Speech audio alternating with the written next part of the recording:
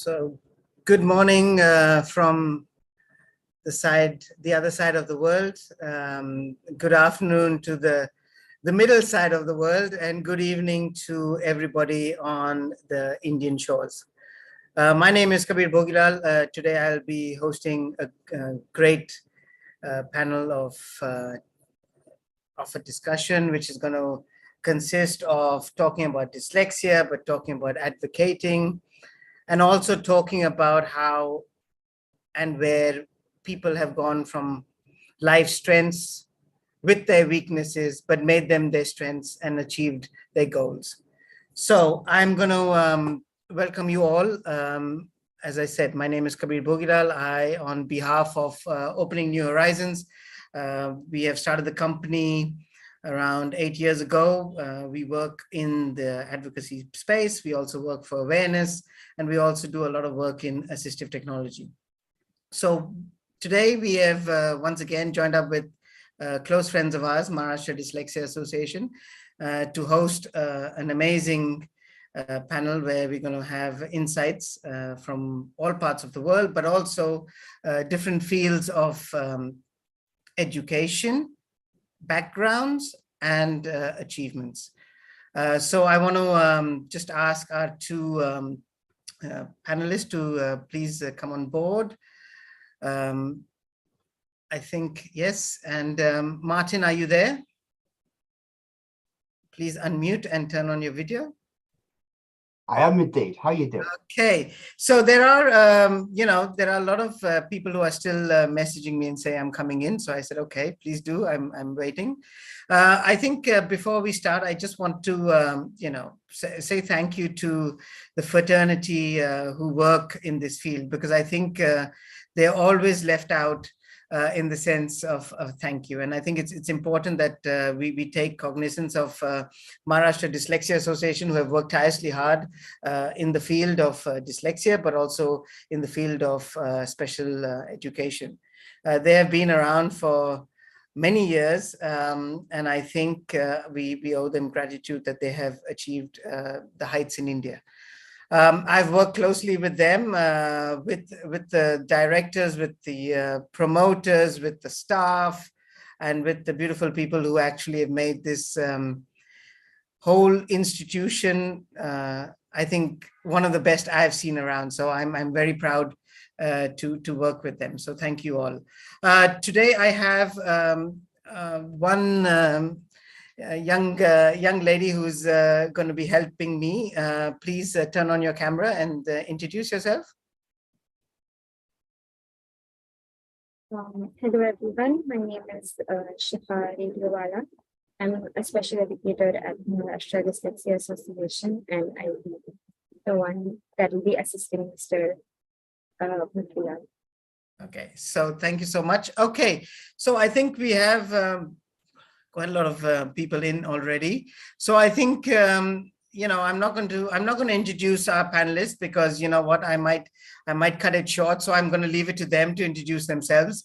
But we'll start from the other side of the world, and then we'll work towards coming on this side. So please, I think you are in unmute. Martin, Harvey, why don't you introduce yourself? Howdy, I'm Harvey Hubble, and we make films. We do a lot of things, but I think the biggest thing is, first of all, I just wanted to thank Kabir and the team for doing this and getting everybody together. I think one of the things we're all in the business of doing is bringing up awareness, and we're all involved in the Brotherhood of Man, and how I heard you mentioning weaknesses and strengths. I mean, isn't that what a human is? Weaknesses and strength. Totally agree. So for people to find how they fit in and where they fit in, and what makes them feel good about fitting in, that's kind of the business we're in as well, which I think everybody on this panel is. So we make educational films right now, and we do podcasts ourselves. And my name is Harvey Hubble, and I'm honored to be here. Thank you so much. Martin, if you unmute and just give a brief introduction. Yeah, difficult to follow that. I'd just like to echo what Harvey said, and thank you for inviting me on and sparing the time for me. My name's Martin Bloomfield. I run an organization called Dyslexia Bites. And what we do is we look at dyslexia from an international and an intercultural perspective. I train organizations and teachers in dyslexia, and I teach in various universities around Europe. And I'm about to set up a neurodiversity focused academic journal. And I echo what Harvey said. I think that there is no way to increase the amount of love in the world by separating ourselves. And what happens often when we label ourselves and others, we separate. And I think what we need to be is more inclusive than that. And so, yeah, absolutely. I'm all for increasing the love. So, you know, taking the word love, I want to just jump right into it. And then since Martin mentioned it, I want to just say, so what does dyslexia mean to you, Martin? I mean, and we have that. Obviously I do not want a scientific answer because I know we all know that, but we would like your personal belief on what it is, because I'm sure we all have different views on it. So please. Wow. Well, so to contextualize my personal belief, one of the things to remember is that wherever you go in the world, they define it differently. So the European Union defines it differently. The American Dyslexia Association defines it differently. The International Dyslexia Association defines it differently. The British Dyslexia Association, etc., etc. So everybody defines it differently. So one of the things which I like to do is I like to, as you're doing, listen to people rather than define it and then fit people into these definitions. For me, the biggest issues that I have are clearly in executive function. And that's essentially everybody, most people in the world have got a secretary or a personal assistant living inside them. And my personal assistant seems to be on permanent lunch break. And so I find it difficult to organize myself, to understand times, to prioritize things, to switch from one task to another. These things. So this is a very big aspect of dyslexia for me, as well as things like the slow reading speed.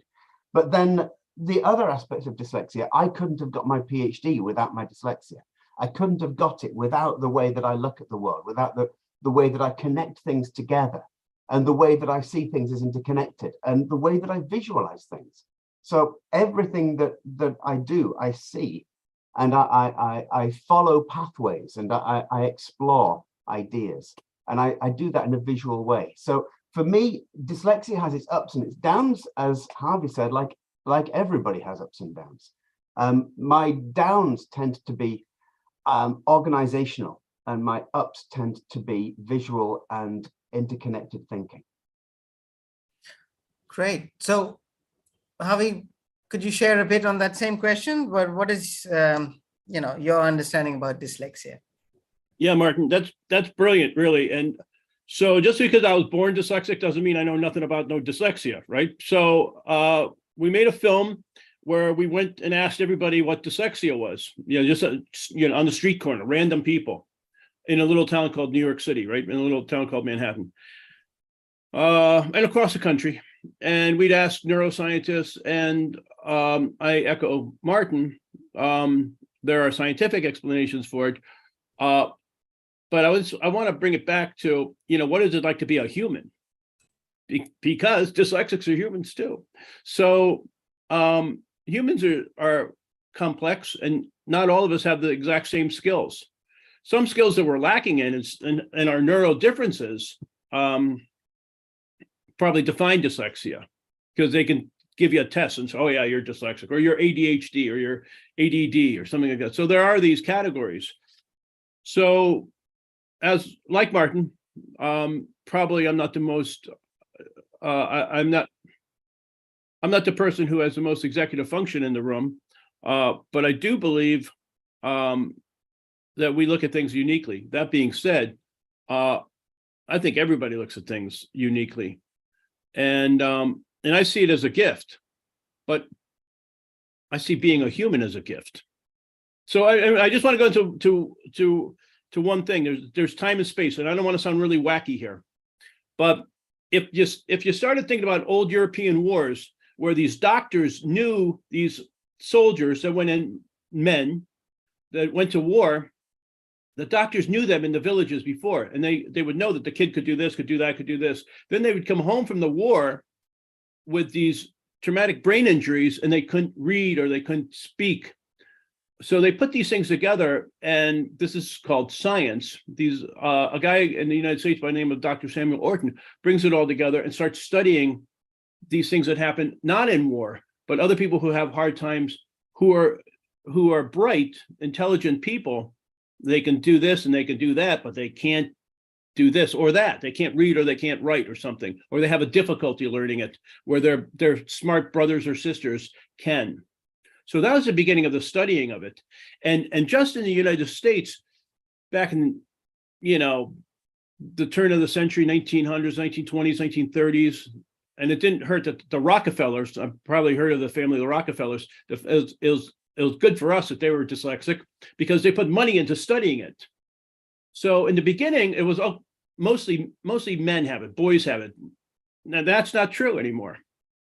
Now we know males and females have it. So that's what I'm saying about time and space as we begin to study more stuff. And then it's a white person's disease. Well, we know that's not true either. So wait a minute, the beautiful thing that I just want to say about dyslexia, because what is dyslexia? Is dyslexia doesn't discriminate, doesn't make a difference what your gender is, doesn't what your race or your religion. So it's something that we should care about because it's a human condition. And whether it's good or whether it's bad, I mean, that's the double-edged sword of life. It's like what we want to get out of it. And I do agree with Martin, and there's a lot of stuff written on it. You're processing very different ways, very different thoughts. It's traveling through different parts of the brain, which makes it unique. Anyway, was that a long-winded thing? I'm sorry, Kabir. It wasn't, but if I may come in on that, you've raised a very interesting point, Harvey. Something that I noticed recently, I was looking at some forms, and on these forms, it was asking what my race was, my ethnicity, and it gave a lot of different options for my ethnicity. It could be white British, white Polish, white traveler, etc., or it could be black African, black Caribbean, or it could be a whole range of other things. It could be Pakistani, it could be Indian, it could be etc. And this is great. It's really good that they're inclusive. Then it asked what my gender was, and it gave actually a range of options for my gender. It wasn't just male or female. It gave a range of options, and this is great because it shows that it's being inclusive to people who see themselves as different. And then it asked a question: do you consider yourself disabled? Yes or no? Now, this is really interesting because those of us with dyslexia often struggle with this question because it faces us with the idea that we might be disabled through our dyslexia. And we have to make a choice. Am I disabled or am I not disabled? And we're already thinking of dyslexia in terms of disability. Actually, in terms of the options available, in terms of your job, in terms of the way you maybe you go to work, disability or ability or dyslexia is far more impactful and far more immediately impactful than gender or ethnicity most of the time. And yet the options it gives you are far narrower. And they're actually quite negative options because they force you into thinking about yourself in a particular way. And as soon as they do that, they actually make you think of yourself in a negative way. They make you question your ability. And that's a really dark thing. And as Harvey said, we're all a beautiful constellation of good and bad. We're a beautiful constellation of ability, or a beautiful constellation of talents and drawbacks. And to ask this question, do you consider yourself disabled, yes or no? It forces you to think of dyslexia in terms of disability. And that's quite a dark path to go down.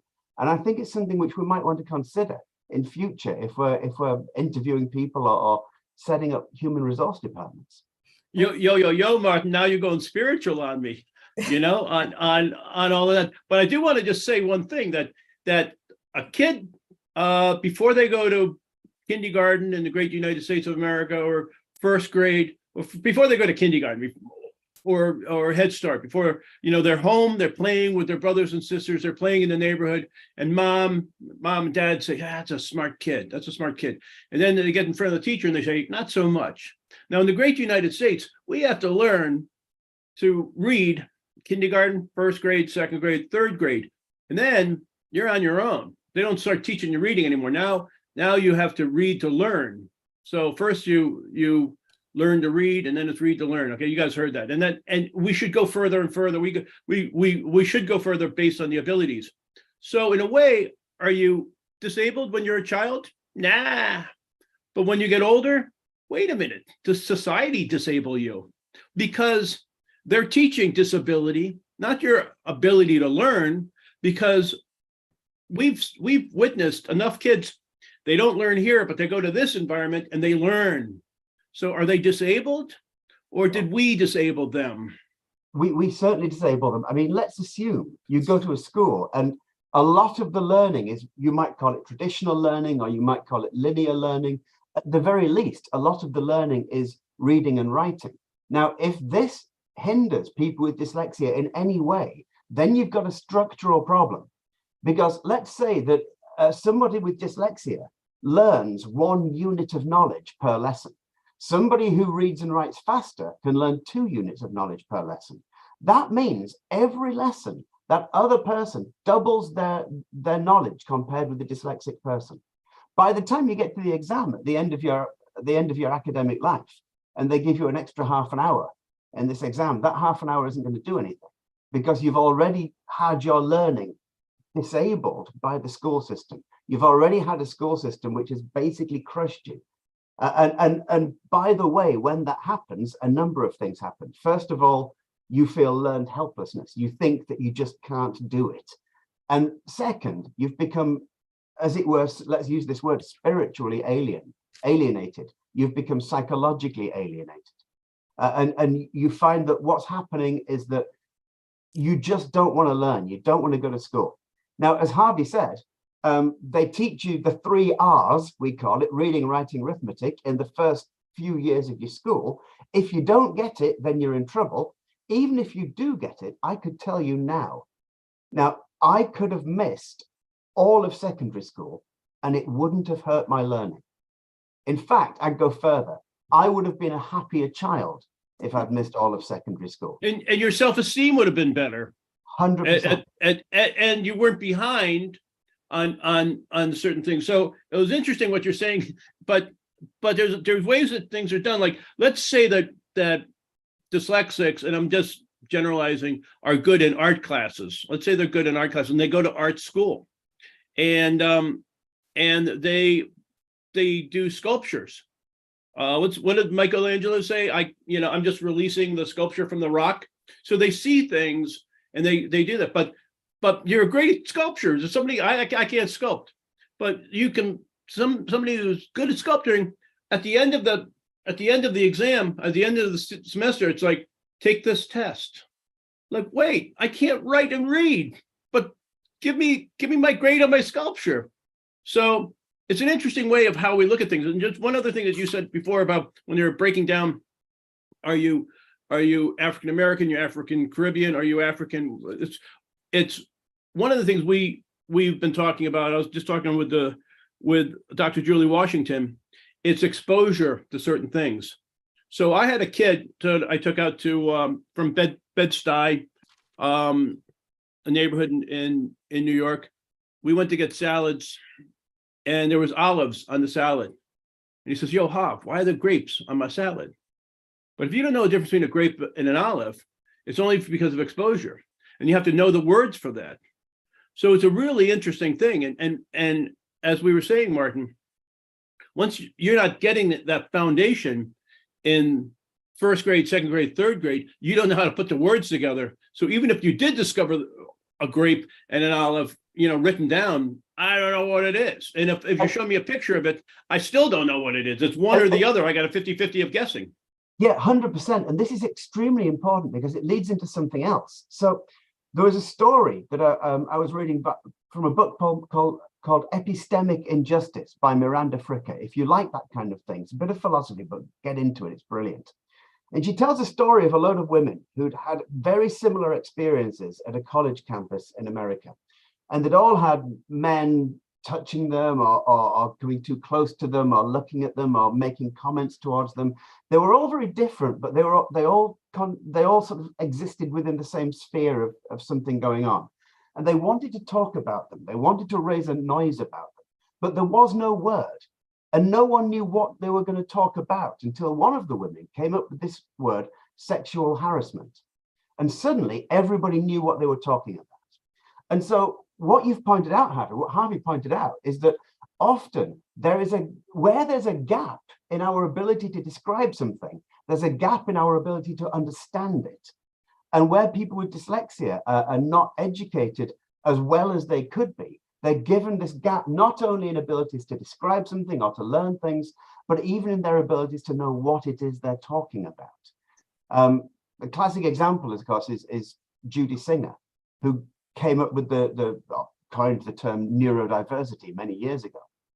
Now, before that term was coined, nobody really had this idea of what it was they were talking about.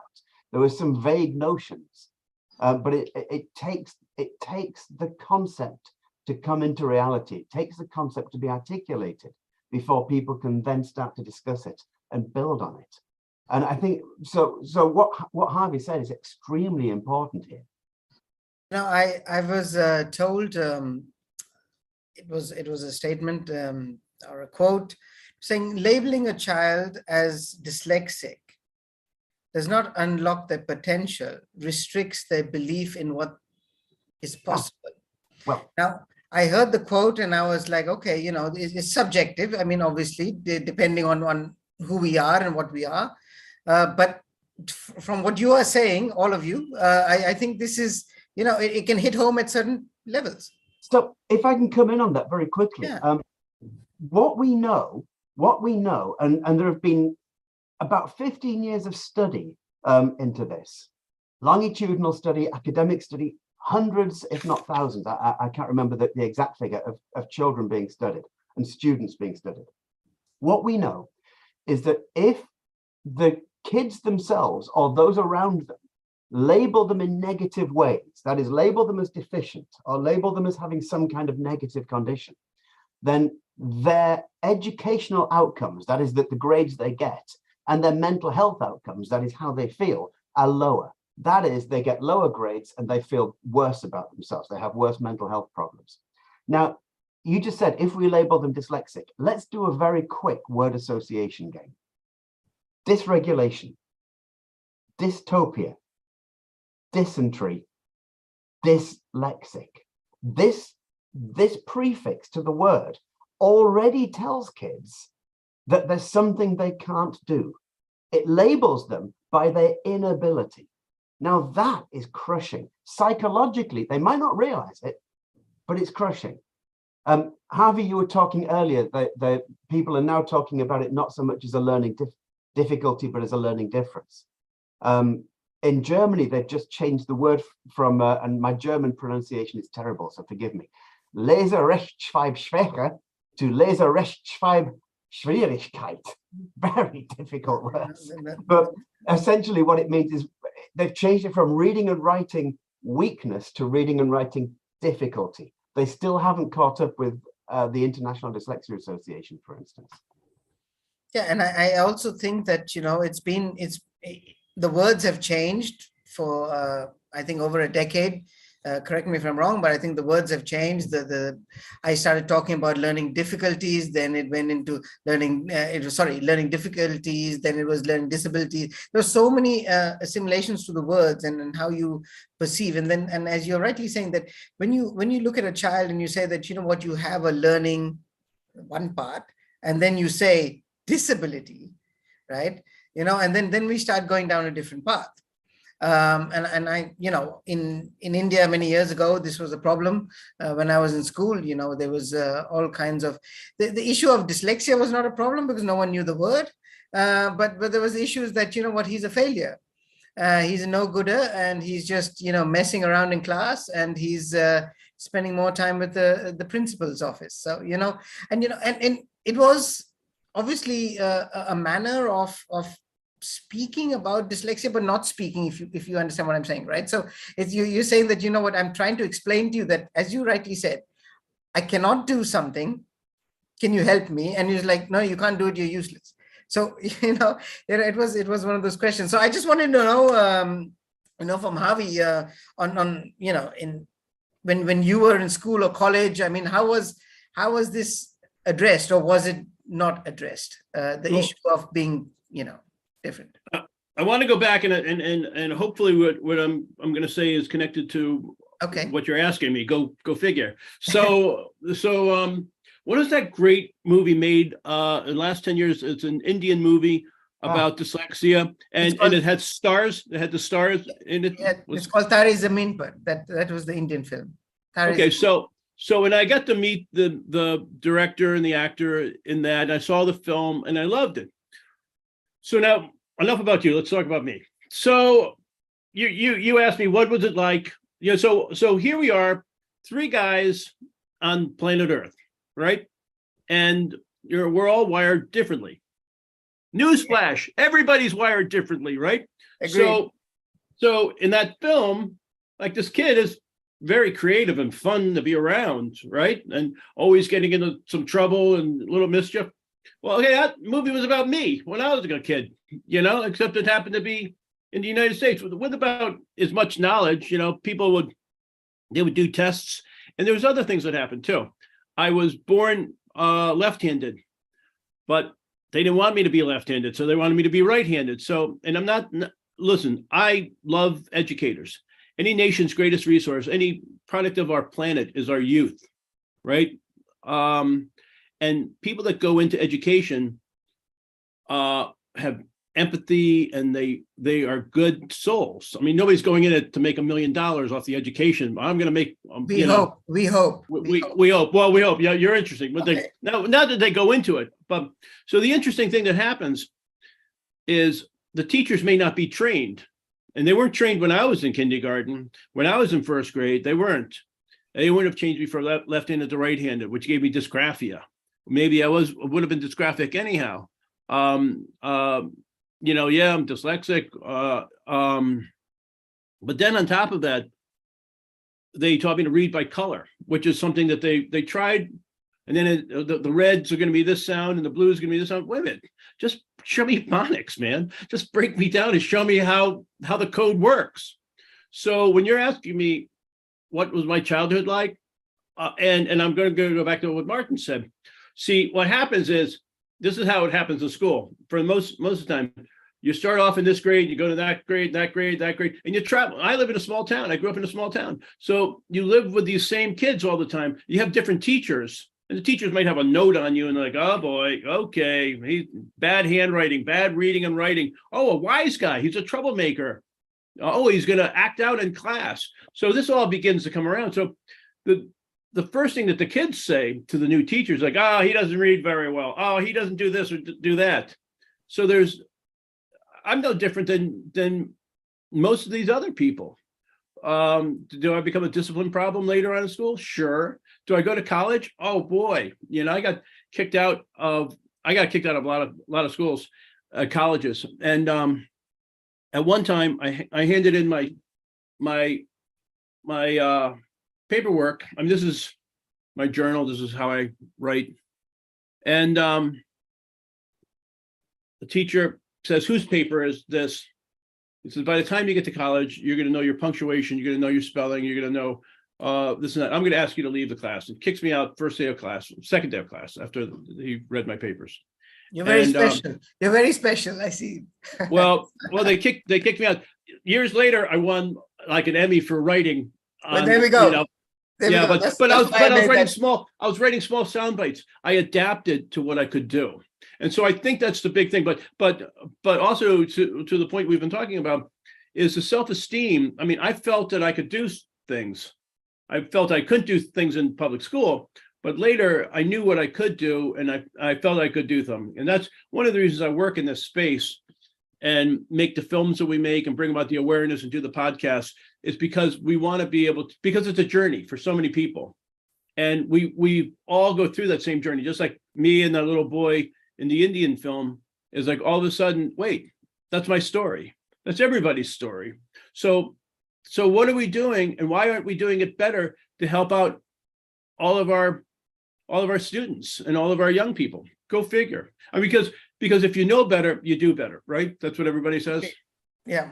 So Javi, I want to just say that, you know what, I think, and obviously Martin is going to bring in another aspect, but I think I grew up my education life in England. So I think perhaps Martin and I might have some similarities, but it's interesting to see that there is so much commonality with education across the globe. Correct me if I'm wrong. I think the idea of that you cannot do something, and that means you cannot do something. It doesn't matter how you try to do something, but you just cannot do it. And as you said, that book which went on from teacher to teacher, you know, you have your friends, you're like, he couldn't do there. I don't think he's going to do it here. I just want to warn you. So Martin, I want to bring you in.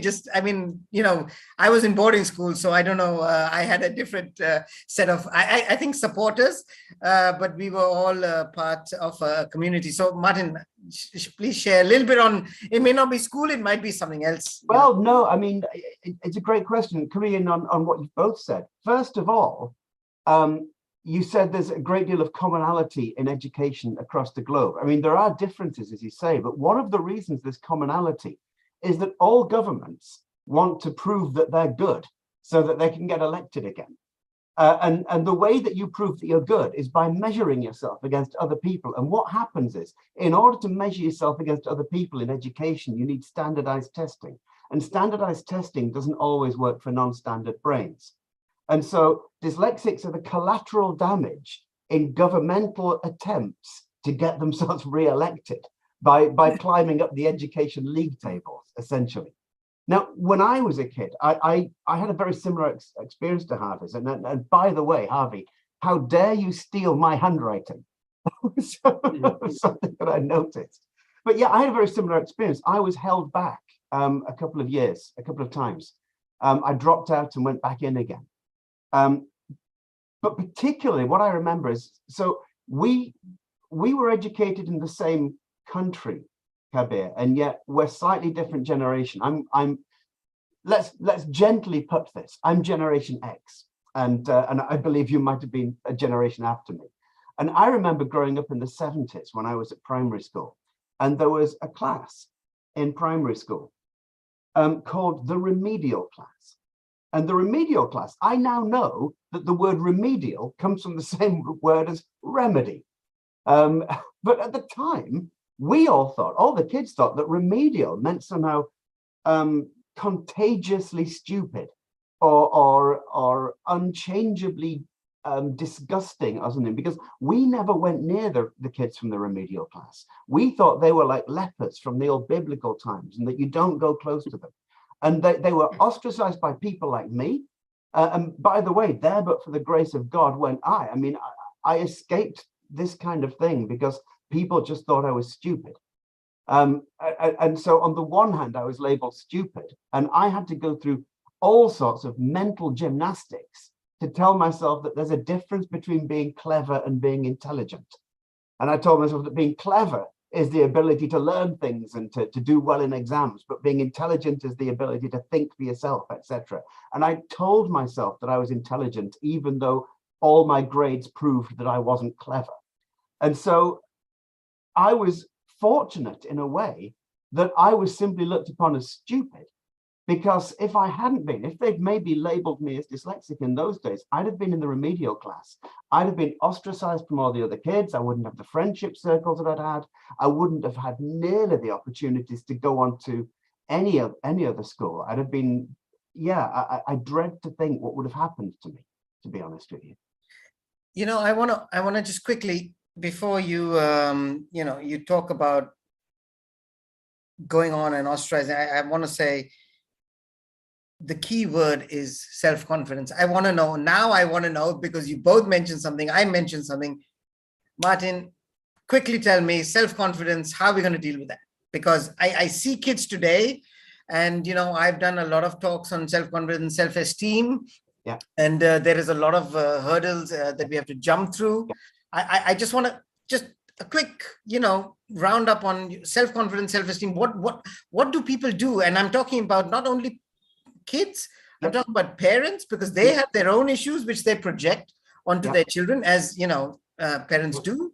But I think that if you could give a few on that, and Harvey as well on self. Well, very quickly, because I feel that Harvey and I might say the same thing, but I'm sure he'll say slightly more as well. There are two things. First of all, you need the environment. And the environment is very, very important. If you have a supportive environment, like parents who love you anyway, then or parents who believe in you anyway, or parents who think that although it's difficult, it's okay and you'll get there, then that's so crucial. And I mentioned this word, which is the other thing. We need love, because love is the one thing that binds. It's the one thing that supports. It's the one thing that gives people hope. Now, on a slightly more abstract and academic sort of way of looking at it, there's something called learned helplessness that a guy called Seligman came out with in, I think it was 67 or 68. And learned helplessness is essentially, I don't know if anyone's seen Where's Wally or Where's Waldo in America, these books where you've got to spot this guy in red and white stripes. Now, if you see a Where's Wally for the first time and other people get it first and you go, oh, right, where is it? And they point him out and you go, oh, yeah. And then you do it another time and other people see him first and you go, where is it? And they point him out and you go, oh, I see him now. By the time you get to the third time, you'll believe that you can't do it. You'll be the kind of person who goes, I'm not very good at this. This is called learned helplessness. And it happens very, very quickly. And so we need to be able to address that. We need to be able to reframe what's happened, to reframe the way that people think of themselves. They think of themselves as, I can't do that, rather than we didn't show you how to do it correctly, or we didn't help you correctly. So, for instance, I went through school believing I was never going to get anywhere because I was the bottom of the class in almost everything. And I say this next bit not out of arrogance. I genuinely don't mean it like that. But now I've got a PhD. That's not because I'm super clever. That's because essentially I was taught badly when I was a kid. I was taught inappropriately. And as I got older, I realized because of the people around me that I could do it, and that all I had to do was find my way. And so that's where I'd approach it from. Okay, so Harvey, could you just share something on self-esteem, self-confidence in, I guess, in the days of school, college, or what's your view? Well, I'm just a simple country filmmaker. But I do know that people have been arguing about nature and nurture for a long time. Yes. And I'm going to, of course, again, echo Martin. There's groups that have started recently. See, again, in different cultures, in the culture of dyslexia, we all have these conversations and we can just zip around the planet to all these things. But in different places, different things happen at different times. I'm going back to time and space. So there was this organization that started in the United States called Decoding Dyslexia. And it's about parents that know that their kid's smart, but maybe not this way, or maybe, and the kids can learn. See, there's another thing that's going on over here. And that's if you have a lot of money, we're going to just, your kid that's not learning over in this school, this public school, we're going to take this kid out and put him in a special school. And guess what? Kid's going to learn. But not everybody can get there because it's $50,000 a year to get there. And same with next year and the year after that. And the year after that. The other alternative, if we don't want to just, I'm going to tell you something, the United States is great. We incarcerate more people per capita than any other nation. You guys can't touch us on that. And guess what? The people who are in prison, they can't read. So and teachers who are nice people, as I've said before, they say, excuse me, Harvey, I'm going to have to fail you this year. I mean, they say it. If you listen to the language, they fail you. So you might fail their class, but if you take that same kid and you put him, this conversation is about self-esteem. When you take this kid from this public school and you put him over here and then they can learn, what do you think is going to happen to their self-esteem? We see it. We see the studies all the time. Totally agree. So it's like, hey, you know what? I love you two guys, and you guys are my best friends. I'm going to send you a plant. I'm going to send you both plants. And then Martin's going to like call up Kabir, like, hey, what's going on, man? And like, how's that plant? It's like, oh, you know, one of you guys is going to say, the plant's doing great. The other one's going to say, it's not doing great. It's like, when the other one's going to say, did you water it? Did you give it sunshine? You know, did you give it plenty of love? I mean, you know, Kareem Walker was just talking about that. As educators, to give love, which is another way of saying give love and respect to this child who's learning differently, and teach the way that learns. So it's the self-esteem. It is a crapshoot, gentlemen. It is when you sent this kid off in our case, they go out the door and they get a little yellow school bus, and like, they're going to teach them how to read over there, because it's not the parent's job. Yes, it is, to teach your kid how to read. You know, you're supposed to do your poems and your poetry and your storybooks and stuff when the baby is growing in the belly. When the baby comes out, you know, I'm not going to talk to my baby. My baby don't talk to me. I'm not going to talk to my baby. But no, you're supposed to start giving them our language. And you're supposed to be showing them letters, A, B, C, in our case, you know, take a look at these things and get them used to it. But nobody's talking to us. Nobody taught us how to be parents to teach kids how to read. And nobody taught our teachers how to do it. So you want to know about self-esteem? It's a crapshoot, gentlemen. And brilliantly put, Harvey, brilliantly put. And you brought two things together, and this is fantastic. This is really interesting. So, well, actually three things. So the first thing is, what is a test for? A test isn't to fail a child. A test is to know what I need to do as a teacher. A test is for me as the teacher to think, right, this is what I've got to do now. It's not to look at a child and go, you failed. Then Harvey talked about parenting. A great way to look at being a teacher is as a parent. A teacher is, in one respect, a parent, and a class is a family. Now, a parent would never fail a child. A parent would never do that to a child. And so probably a parent should never fail a child. And so one of the things we have to do is we have to re-look at what we're doing when we test people, and what we as teachers, if you're a teacher, are, and your relationship to the kids. If you look at yourself as it were the judge and the jury, and the kids on trial with these exams, then that's one way of looking at an exam. If you look at yourself as for instance, more of a parent figure, and a test or an exam helps you understand what you need to do better or differently, then that's a completely different kettle of fish, completely different game. Well, you know, I'm just a filmmaker here, and I don't want to, and I make films on education, but I'm not an expert on this. I know you guys say I should be an expert. I'm not an expert on this, but if now in the science of reading, everybody gets a test, and then we find out Kabir knows this, and Martin knows this, and Harvey knows this, and geez, Harvey's a little bit behind these guys, and Kabir's in the first group, and then Martin and I are in the second group for a while, and then I still don't know as much as I should know, and I fall into the third group. So going to what Martin said earlier of well, if we're all learning different, but Harvey reads slower than you guys, so I have more time studying this and learning this, and then I'm tested every X amount of days. Well, guess what? Eventually I move back to group 2.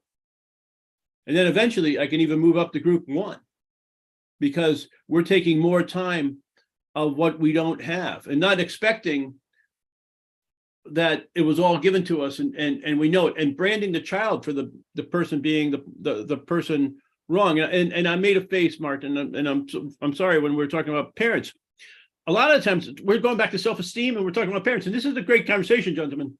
So sometimes the parents can just say, well, honey, we just don't read, we just don't do it. So we've already broken the parent. So once you break the parent, it's easy to break the kid. I mean, hey, we make money off of putting people in prison in the United States, you know? So the bottom line is, you know, personally, I want to live in a world, the future I want to live in is a world where the kid who's sitting in a prison cell never went there. Maybe he or she has the code to unlock cancer in their brain, or maybe they can make us good, clean energy, and we're not hurting our planet as much. So really what it is with this is the self-esteem, going back to the self-esteem and going back to teaching the parent, letting the parent know, if the parent can read and the parent feels good about themselves, they're going to have children that they care about and are different. So it's really a stacked game, and we really have to invest in everybody, because the guys that are in prison, what kind of job do they have? They're going to hit your mom over the head and take her pocketbook. They're going to, they're going to do the same to your grandmother and to you guys and to me guys, because they don't have any options. Because they can't read. They can't fill out that form you were talking about. How can you fill out that form if I can't read? It's like, who makes these rules up? And one of the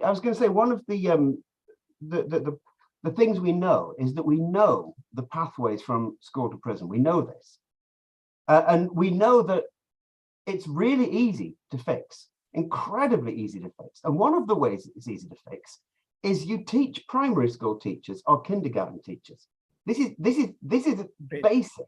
Yeah. It's not difficult to teach them. I do it all the time. It's a piece of cake, and yet it's not universal. It's not widespread. It's only one or two either enlightened schools or schools that have got a budget that they need to use up, or something along those lines that do this kind of thing. I was involved fairly recently, and I don't want to say in what capacity, but I was involved with something called the Dyslexia Bill, which was trying to get universal screening in primary schools for kids in England. And it didn't get through Parliament. It didn't get through the Parliament because it ran out of time, which is just tragic. But we know that if you get screening, then people know how to deal with kids or how to teach them correctly. We also know that if you teach primary school teachers know what to do. But more than that, more than knowing how to teach, they know how to create the environment. So the environment is what's really key. We know, for instance, that acceptance of who we are is really interesting. I was in Germany 2 days ago. Well, yesterday, actually. I came back yesterday. But I was teaching in Germany 2 days ago. And there was a group of people, and some of whom were neurodiverse, some of whom were gender non-conforming, some of whom considered themselves disabled. They said to me afterwards, and by the way, this is a normal class. It wasn't a special class in any way. They were saying to me afterwards that this was the first time they'd ever been accepted in their education. And I couldn't believe it. I was absolutely horrified that these kids, and these are now 20-year-old, 21 years old, these kids had been essentially blamed for being themselves their entire time through school. And if you're blamed for being yourself, then as Harvey said, it's no surprise that you've got low self-esteem. Well, I feel better about myself if I can tell you that you're lesser than me, and that's what we teach in school, you know. So I mean, we have to really evolve. You know, we have to evolve on a lot of different levels. So I just want to say, when you're talking about the universal screening, it's really interesting because I think, you know, in California they went through it. Again, don't quote me on my number, 7 or 9 times, and it was no. And so what's the marketing thing? They got to say no 9 times before they say yes. And yes is the important one. So you guys are working on the same stuff we're working on, right? And it's you know, it's not a race of who's going to get there. It's just like we're all moving forward. So the next thing is, this is my shameless plug. So we're doing a film, and it's hilarious because it's backwards. And I'm dyslexic. So the bottom line is, we're doing a film on the science of reading and how to win the reading wars. And so a scientist, Julie Washington, who I mentioned before, she goes, I don't like this word, the reading wars. And she, you know, she talks about, she's much more eloquent about it than I am. And but she says it's really like a revolution. Now, everybody, let's talk about that. It's evolution, revolution. This is what's going on our whole entire planet right now, because we've been reading for a while. We got electricity, you know, we're able to stay up and read. And it's interesting that I look at both of you guys, you got books behind you guys, and you're both dyslexic folk, but, you know, dyslexics like books. They like stories. I mean, who doesn't like a story? I mean, a long time ago, we sat by a fire all of us, and our ancestors were sitting around and we were telling stories about, yeah, I did this, I did that, and we chased this, and we did that, and and it's a story. Everybody likes that. And guess what? We begin to measure ourselves to where we are in the story. And this is going back to self-esteem. Who else puts us into the hero place other than ourselves? And how do we grow our own ego and our own soul? Yes, brother. Can I come in on this, Harvey? You can. I'm loving you. Just tell me. Come in on it. I love books. I love stories. But I find people often give me gifts of books because they know I love them. But I don't have the heart to say thanks, but I'll never get around to reading it. I can't read that. It takes me. I read Frankenstein fairly recently. Great. I love it. Mary Shelley. A year and a half, nearly 2 years to read that book. Somebody gave me this. A really good friend of mine in France gave me this. And I thank her so much. Let me just open it up and show it to you. There are no words in it at all. It's a story. There's a guy called Lind Ward who was writing in the early part of the 20th century. And he wrote stories, but there were no words in them. There were woodcuts, there were pictures. They were essentially comic books, but they were really interestingly written comic books.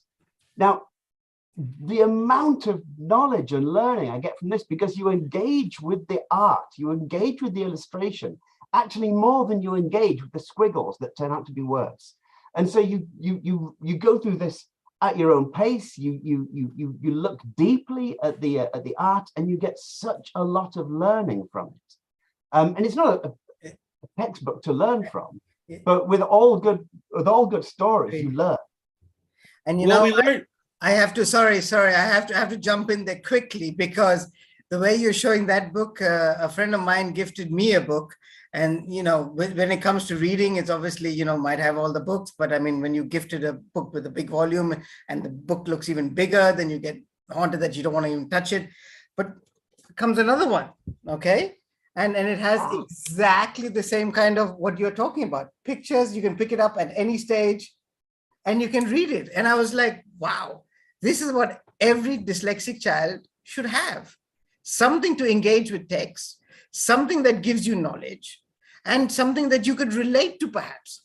And something that makes us realize that reading a book like that isn't a shameful thing to do. Agreed. So we believe that it's shameful. I mean, I went through school life ashamed of myself for reading large print books and picture books, as though that was childish. It shouldn't be childish. It should be looked upon with as much love and honor as reading anything.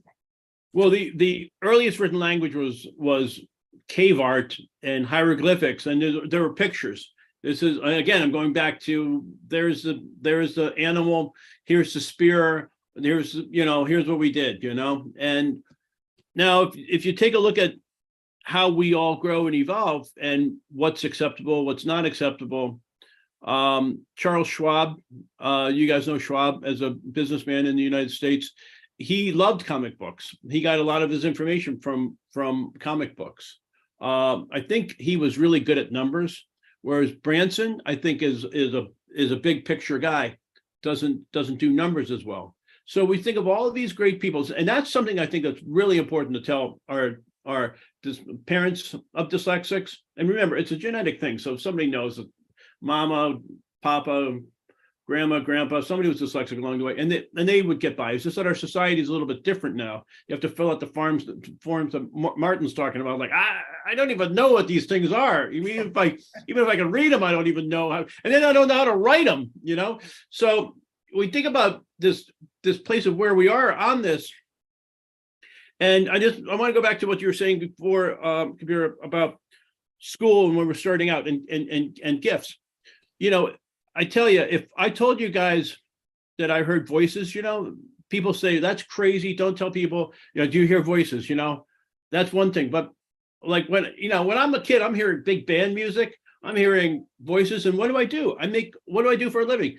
I make films and I write sound bites. Somebody should say this about here. This music should be playing around here. So inside of our mind is the same storytelling that humans do. And going back to, is it a good story or is it a bad story? Am I the hero? Am I the loser in this story? Is it the self-esteem comes back here again? How do we do this? And this is this inner dialogue is going on with all humans at all times. Somebody gives you a book, I can't read that. Or it's like, I'm going to get to it. It's going to take me a while. I mean, the way I get through all of that is I read like 9 books at the same time. I don't know when I ever finish books, but I'm always constantly picking different parts of the house. I'm reading here, I'm reading there, I'm reading over here. And I'm getting, it's kind of like a survey, cleaning my palette of just like a couple words and some thoughts and a page or 2 or page or 3 of this. And it allows me to grow and think. And I mean, I would love to have read Mary Shelley for a year, Frankenstein, because it's about creation. And it's about man overstepping his bounds. And what a year and a half that was. I thoroughly enjoyed it. I really did. It took a long time, but that didn't mean I didn't like it. It just meant that I enjoyed it deeply for a long time. Billy. Sorry. Please. Billy Bob Thornton, who is in one of our films, Dyslexia the Movie, talks about just reading Faulkner over and over again and things that he relates to, and the same books, reading the same books that he likes because he understands them and he hears them and it's interpreting. I'm like, I mean, how many people have read the same books, whether it's, whether they go into Shakespeare or, religious verses or anything, you're going back over and you're cogitating it and you're listening to it. And you know what they do with memory now, what they know about memory is it's smell, it's sight, it's hearing. Oh, this is how it was over at my mother's house when this happened. This is how it was when I was a young person over here, and this is what happened here. So it brings back, there's all these different parts of the mechanics of the brain. And the point is, dyslexics can learn to read, can learn to write. They just need to be tested a certain way to find out what the deficits are and what the assets and what the deficits are in this human being. And how do we teach towards that child, not that child, but that particular child. Yeah. So I want to, as time is coming to its end, I want to just quickly ask, we are, obviously we are all advocating for the same goal. We might be doing it differently. I would like to know just, in a few words from both of you. I mean, what is it that you strongly believe that advocacy for obviously parents and what they should be believing and for children and obviously dyslexia as a whole, I mean, that's a given. I mean, we've been talking about it for the last hour, but what do you believe the parents and what do you believe for the children? What should we and what have you done in your lives that we should perhaps emulate and people out there in the public should emulate and should not fall on their face flat because, a lot of us have, I once upon a time said, what, I'm going to, come back to India and I'm going to help children who are dyslexic. And the first response was, oh, that's a thankless job, Kabir, well done. And I'm like, oh, that's great. So I have, and then that was someone in England, I will never mention it. But the point was, it was amazing because that just spurred me on to be and what I am doing today. So I would just like Martin and Howie quick, about how we talk about advocacy and what do we steam it towards for the child and what we do for the parents. So please, Martin. So very quickly, I'll go first, and I'll leave the end to you, Harvey. I would advocate, first of all, trying to come up with an inclusive and a non-disabling language around dyslexia, that we don't talk about it in terms of difficulties or deficits. We don't use this dis. We talk about it in terms of individuality, in terms of needs, and in terms of abilities, like we talk about everybody in terms of needs and abilities. And most importantly, for many of us, it's kind of late. So for me, I was, I've gone through that. There's very little that can be done for me. But I've learned from that. And so what I can try to do is create a world for the next generation, which is loving. And I'm coming back to this again and again and again, that the one thing we do is we love and we create love. And even one of the things about love, by the way, is that love isn't the thing that makes you happy. Love isn't that happy thing that people have. One of the great examples of love, in fact, is sacrifice. And so we love, and love is an active, powerful thing that is there and that creates for others. And that if we can do that, then perhaps we'll stop the next generation or the generation after that from going through the trauma, and I use that word very, very wisely, from going through the trauma of education. Yes. Harvey? Well, Martin, I got to say that you're the, my second brother I've talked to in the last week who's been using the word love when it comes to education, right? And now when we're talking about the brotherhood of man, here again, we're talking about humanity. We're talking about humanity. So I'm not excluding my mother, my wife, my sisters, and my daughters, So, but because it's those words again, because words are powerful of how they sculpt things. But I think, we're off to a good start. And again, Kabir, I just want to thank you again and your team for bringing this together. So you asked the question, what can we do? Well, one thing is we can stay in touch. And because there's this thing called the internet, all the kids are using it. Facebook and however we just stay in touch. So now we're able to see what's going on. And we've already been talking about, hey, Martin, you guys are doing that over there. We're doing this over here. So you begin to see that. Now, I mentioned about decoding dyslexia, which started in one state and is spread across 50 states really fast, and then went to Canada. And it's regular folk, it's regular moms. If you want to say a mom is a regular person, but they're going to do what? They're going to use love. They're fueled by love. That's a powerful, powerful thing. So, but they get connected and they're like, what are you doing over there in this state? What are you doing in this state? We're doing this, we're doing that. So the same thing that we can continue doing that and keep learning from each other. I mean, the film we made, Hopeville, which is just coming out right now, follows we go to kids in a first grade class in a city called Waterbury, Connecticut. 110,000 people live in the town. They speak 60 languages. Imagine being a first grade teacher trying to teach a kid how to read and write. I mean, these people are heroes. So I think the important thing is, and we're talking about stories. So in filmmaking, there's like six, I don't know. There's a lot of films out on reading and learning. I think it's important to watch all of them. To listen to my friend Emily Hanford, her podcast, who breaks it down. And we want to educate our population. And who is that? It's policymakers. You were talking about Parliament before. Our policymakers, our elected officials. They're not our leaders, they're our elected officials. They're working for us, right? In our country, school superintendent, board of education, principals, teachers, the parents, all the people. We just want to be together and keep educating everything what we're doing. And I think advocate is all we want to do. Am I right? Yep, totally agree. And I think that gives it a good closure on the subject in the sense of advocation, because I think we have I think it's for me, it's a calling. I don't know if you both agree. We have struggled. We have made it through. We have succeeded in our own businesses. We have succeeded in our own selves.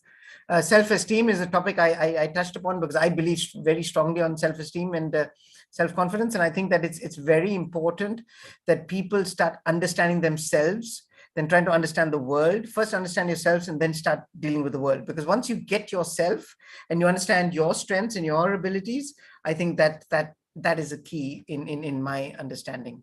But I think there is no summary of this. There's no summary of this talk, because this talk can go on all night.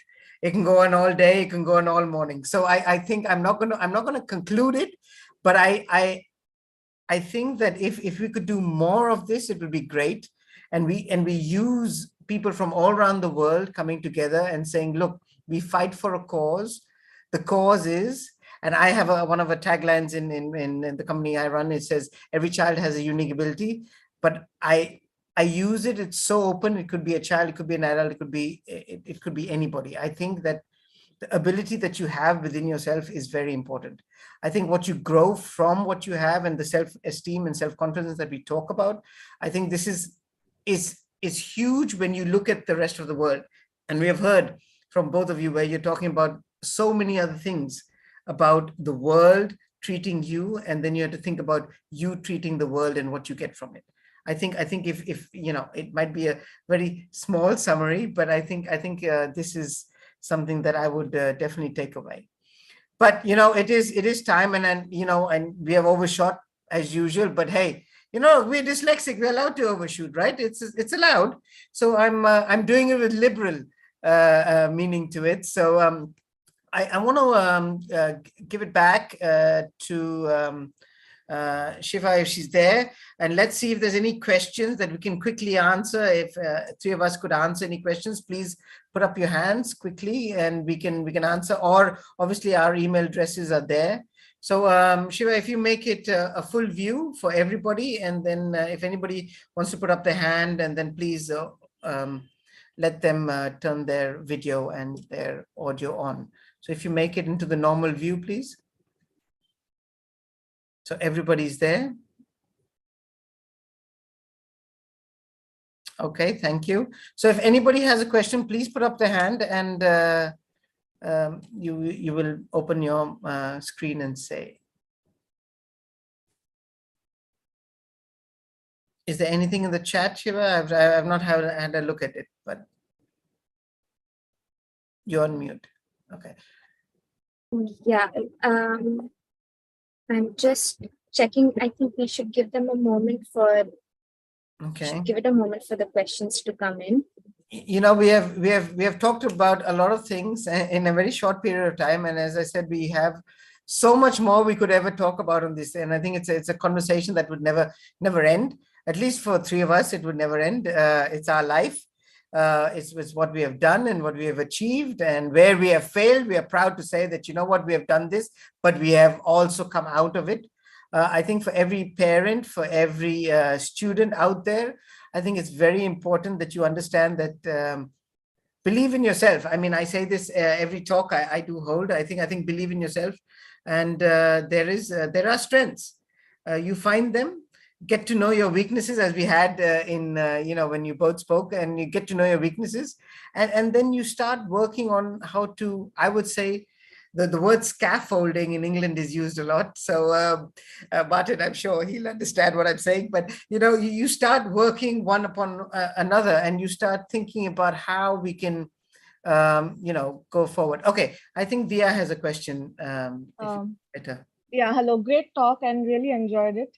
Hello. So I wanted to ask something completely different. I saw and I couldn't help but notice that in the chat box, and I think Martin referred to it, there's a note-taking tool which popped up. So my question is, with all the challenges that you have been facing and all the kind of help that you have got, how has AI made a difference? And I just wanted to know from both of you. Thank you. Great question, dear. Great question. It's a double-edged sword, like all Yep. tools are double-edged swords.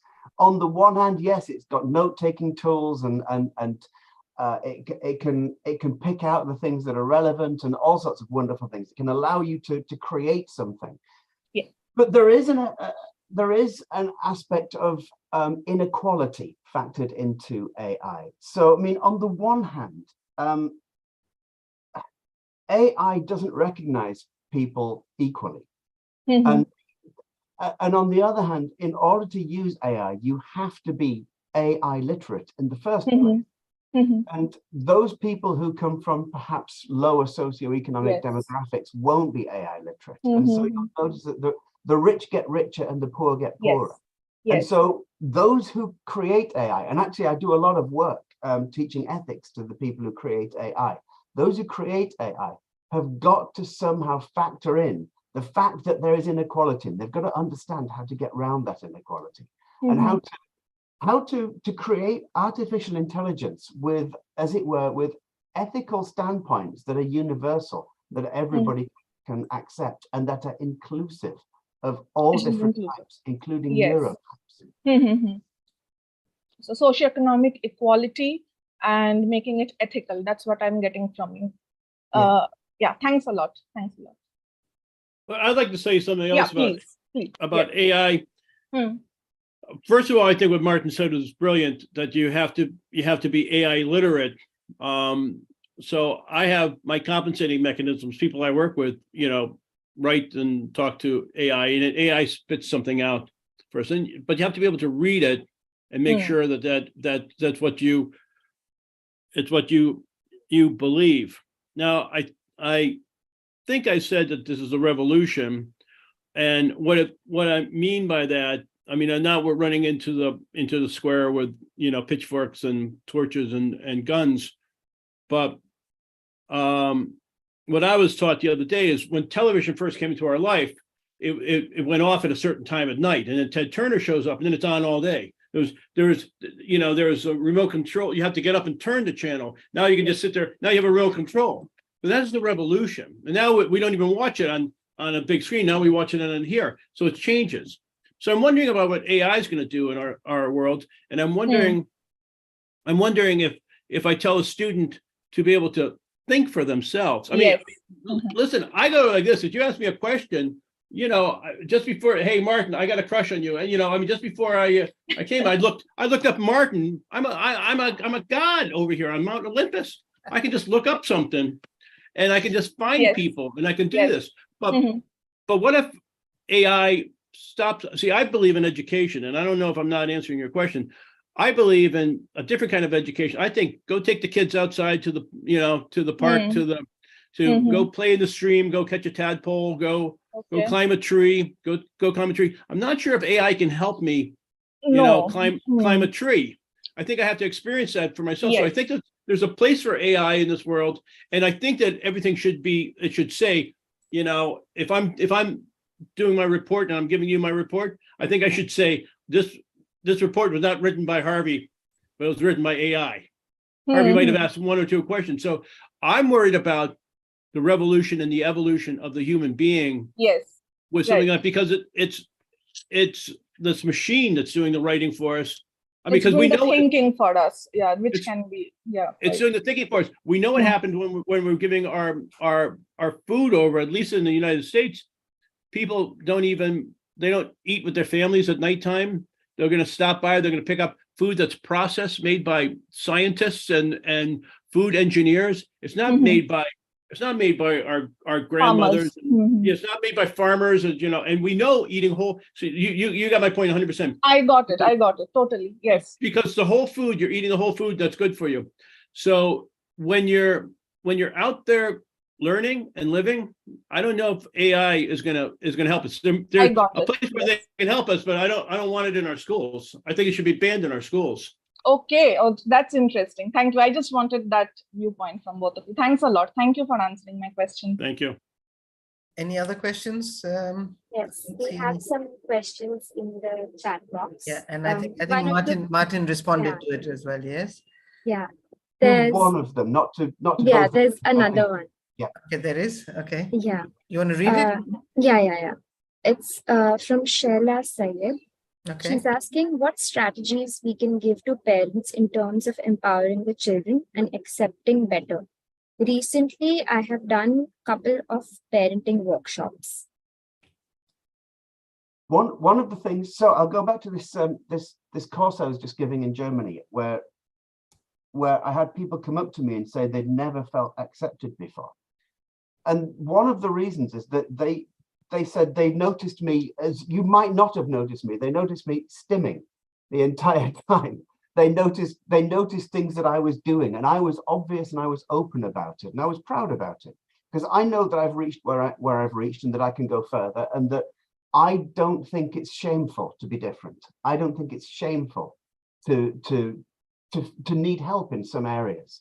I don't think it's shameful that within a group, everybody needs help in some areas and other people don't need help in some areas. And so one of the things that I would do is I would model how proud you can be of yourself, regardless of how different you are. And and to show other people that it's okay to be who they are. That's the groundwork. It lays the groundwork for everything else, for the skills, the techniques, the methodologies. But before anything else, we lay the groundwork to be okay by saying, look at me. There is no such thing as perfect. I don't know what that could possibly be. There is, here I am in front of you doing what I do in some position of, let's say, authority. And look how look how many nooks and crannies I have. Look how many different spikes and different angles I have. And you know, as I said, we are all constellations of frozen planets and gas giants and burning planets and beautiful stars and satellites and all sorts of things. So is there anybody else with a question? Or we should wrap it up. I have a question Okay. as well. Like I said, I am an educator, and one thing that I noticed was the mention of love and love in the education system as well. So how do you think teachers can be more accepting? What are some things that we can do to make sure our students feel accepted in our classrooms? Because we are trying, but I feel when it comes from somebody who's experienced not being accepted, I'd be able to understand better what I can do as a teacher as well. You know, I just want to just jump in and go back to some of the stuff we're saying, and I know I've thanked you guys before, but this has been a great conversation because who are we now? We all know each other. So this is a global village. So this is important because, and now when the other young lady was asking about AI, so what we have right here, again, with technology, with the internet, you can talk to all of these parents all over the place. You can talk to all of these educators all over the place, and you can ask that same exact question, which is a brilliant question. But love and empathy, just understanding that somebody struggles. Now, I can tell you something. I'm going to tell you a universal truth. Tell me if I'm right or wrong. This is for the older people in the audience, not for the younger people in the audience. Everybody can remember their favorite teacher.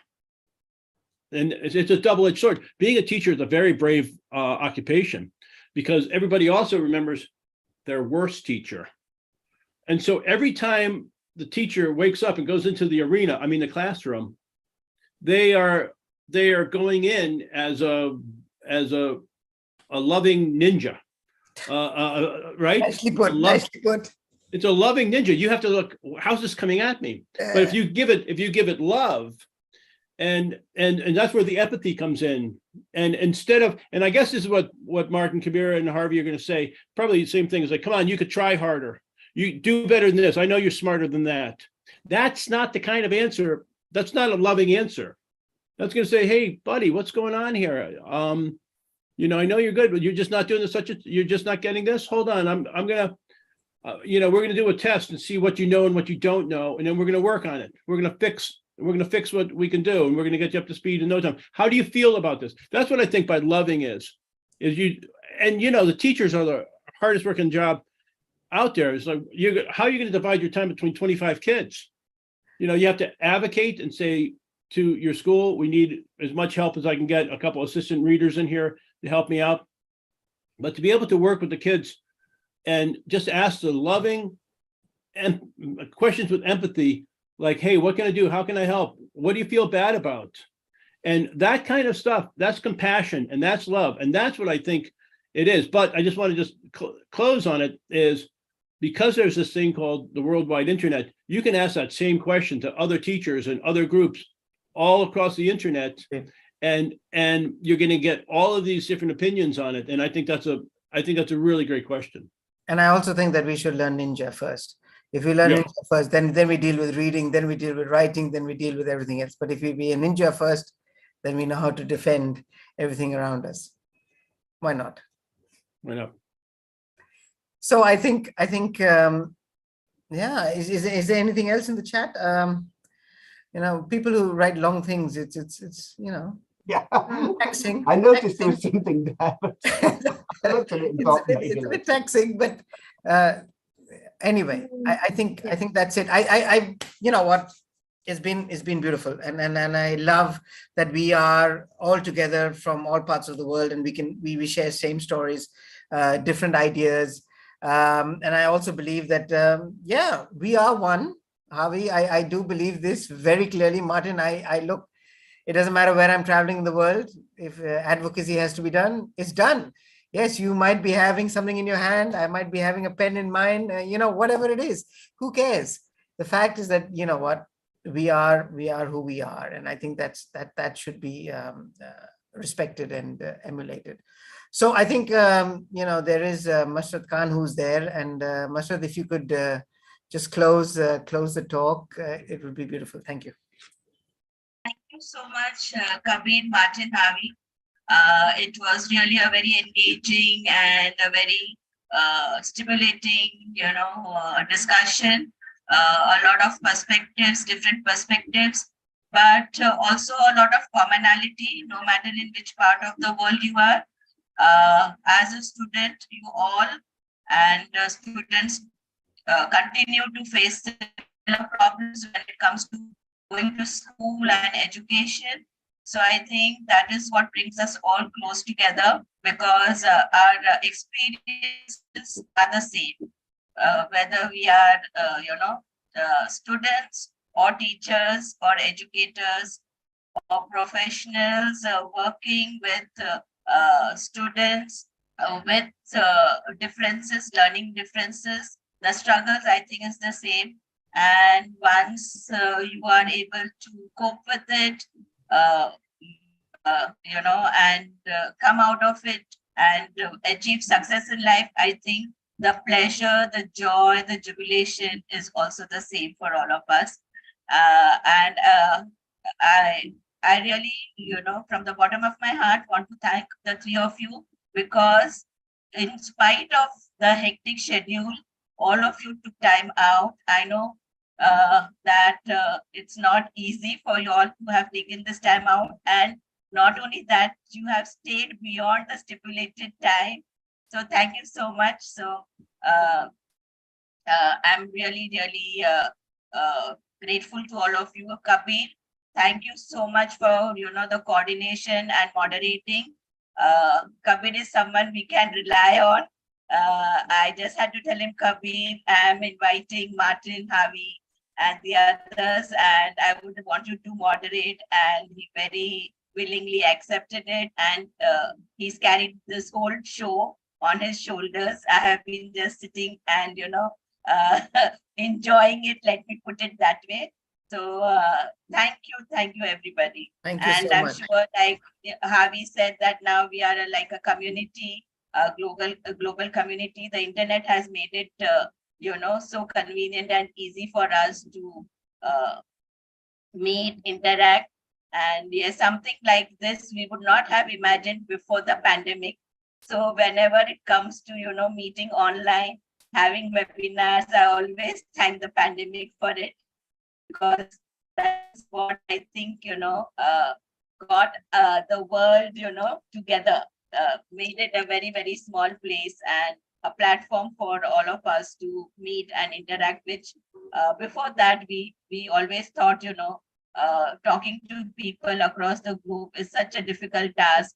We would love to hear so and so. We would love to hear Javi. We would love to hear Martin. We would love to hear Sally Shavitz and so on. But how, Louisa Modes, but how do we get to hear them? But the pandemic has introduced us to all of them and given us the opportunity to listen to all of them. And I'm sure we'll continue with these sessions and enlightening discussions.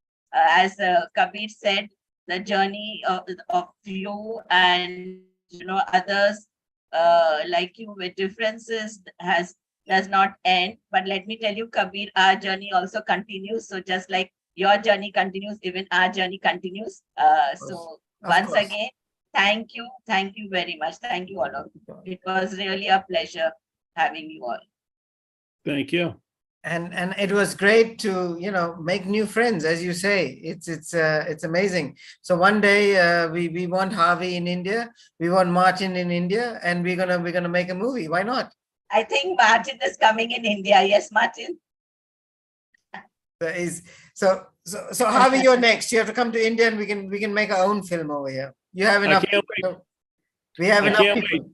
wait. I'm looking forward to it. I'll send you a trailer of what we're working on. Please I mean, do. and Louisa Motes is in it, and many of the experts, and I really do appreciate it. I do think we should stay in touch, and I do Of course. think because I do know that in the United States, people who are in vast different areas communicate and relate. And I think there's nothing wrong with doing it on the globe, because we know that it's the same story happening over and over again. And I know there's mothers that are worried about their children. And I don't know why the mothers don't start, mothers in India start their own decoding dyslexia.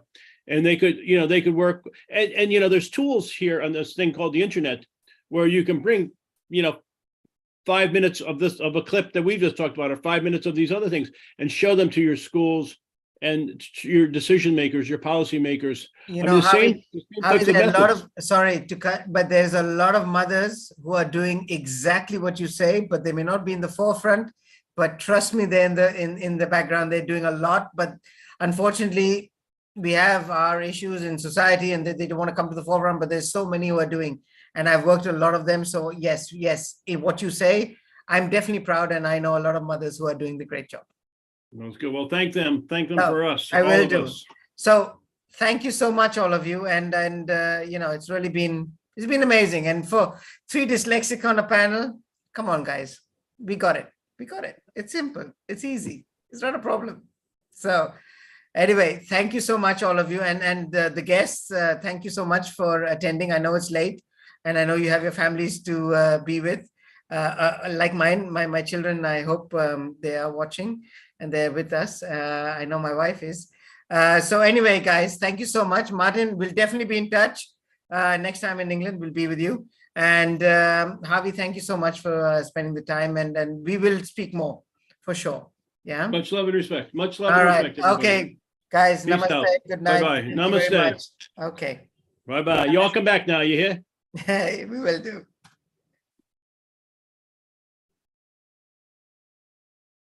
Thank you. Thank That you. was